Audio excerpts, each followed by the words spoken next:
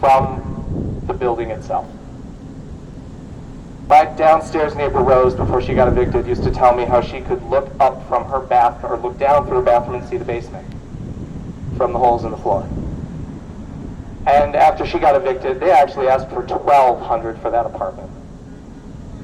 So, no, they don't have shame. We're not dealing with people with shame. We're commodities.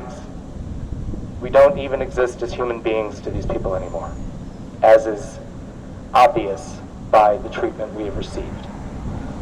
And hand this off to someone else before I start speaking.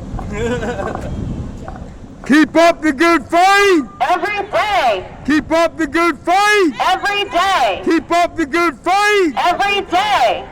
We must fight for the impacted, everybody impacted by violence. This is a violent system. It's a pain-causing symptom. It's not your fault.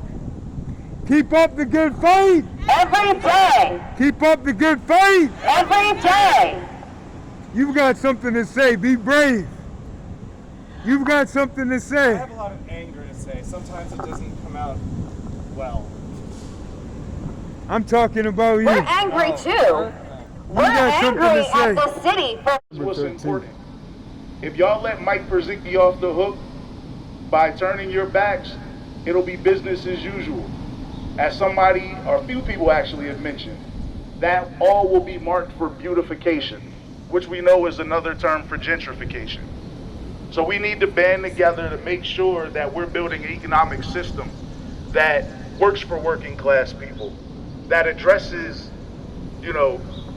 cartels here in the city of Wilmington.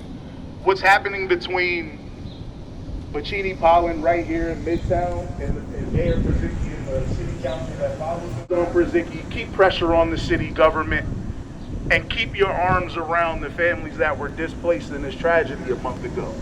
Because they need you more than ever, and the city needs you all more than ever. Thank you guys for everything you're doing. Keep up the good fight! every day! Keep up the good fight! Every day! For who? Everybody! For who? Everybody! Forward! Together! Not one step back! Forward together! Not one step back. Forward together! One step back. Housing is a human right! Right! Housing is a human right! Right! Housing is a human right! Fight! Housing is a human right! Fight! Housing is a human right! Fight! Housing is a human right! Fight! Fit for human habitation. Human beings with dignity, with a life that are worth more than bed bugs and roaches and a motel voucher that not even every motel, that there's like at least 3 other places between Adam Street and the Fairview Inn that wouldn't even take those vouchers. And why do you think that is? Racism. Racism, plain and simple. They would not take the black working class families who had just had their homes condemned because we live in a racist, white supremacist, capitalist system that does not care about people, does not value human life beyond what wages we can make for them, what rent they can extract from us, and how they can continue to make billions off of our backs. So yeah, I'm pissed too. I'm pissed at the landlord. I'm pissed at the city council. I'm pissed at the entire system that continues to allow this to happen. And so I organize every day in my community to fight back. And I realize that that's not something that every poor working class person has the ability or time to do for reasons exactly because they are poor and working class people. They have to work and fight to survive. So those of us that are able, we need to organize. We need to hold people accountable for these injustices that poor and oppressed people are facing every day. It's not right, it's sick. It is a symptom of a society that has absolutely no moral compass, that a system that is not based on protecting or serving human beings, living, breathing human beings with including DHAP funds and returns on their security deposits. to ensure that the landlord pays for costs related to moving and storing renters' personal items. If the landlord refuses or is unable to, then the city should cover costs and recoup the funds themselves. The city must ensure legal aid resources are provided for all residents. Ensure that when license and inspection condemns a property, that it is the responsibility of the mayoral administration to coordinate relocation services with the following agencies: the Department of Health and Social Services, Legal Services Organizations, Delaware State Housing Authority and Wilmington State Housing Authority, Housing Alliance Delaware, and Continuum of Care. They must collaborate with DHSS to provide all residents with intensive case management to assist in relocation to a safe and affordable home.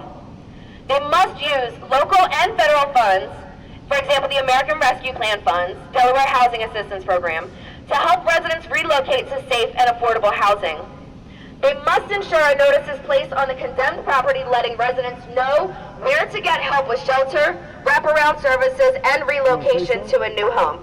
Now again, these are the demands that the Homes Campaign came up with on behalf of the Adams Street families and other families facing houselessness in Delaware. City Council has a resolution on the table on their agenda tonight.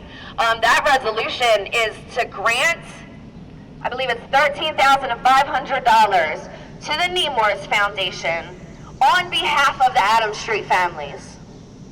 There are 27 families. $13,500 is not even enough to give each of them $500.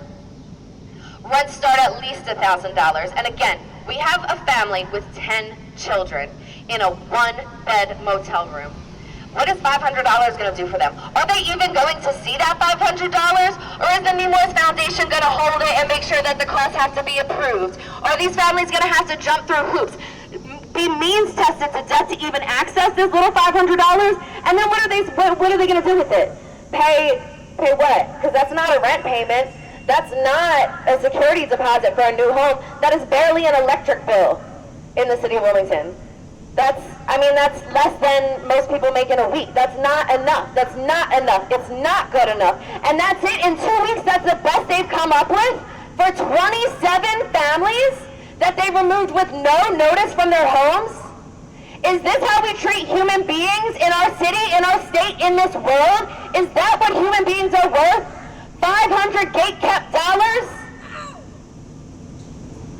It's disgusting. It is disgusting. It is a failure of the city. It is a failure of the system.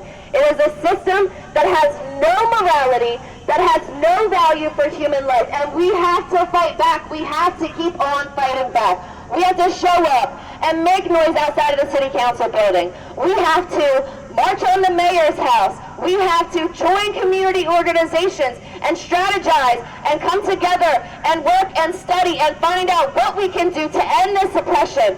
And there is a way to end it. There is a better system. There are ways that we can fight back, and there is a better system. There's a better way for our world to operate, where the people have the power, not corporations, where the people run city government, where the people plan their own city and their own economics and their own world. We can have it all. We deserve it all. It belongs to us. We run this world.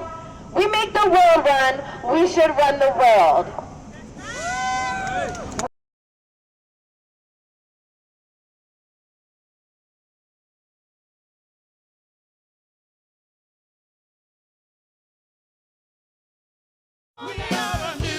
We welcome you to the launch of the Mass Poor People's Low-Wage Assembly and Moral March on Washington, D.C., June 18, 2022. And we need to do it with the biggest actions possible. Because we know the only scarcity is the moral will to do what's right. Veterans across this nation say enough is enough. My voice is just as valuable as anyone else's. We need the third Reconstruction. We have an immoral system run by immoral people. But together we fight. And we become an agent of change. We're rising up to demonstrate the compelling power that we, poor and low-income people, have. The deadline to reserve seats to D.C. is June 11th.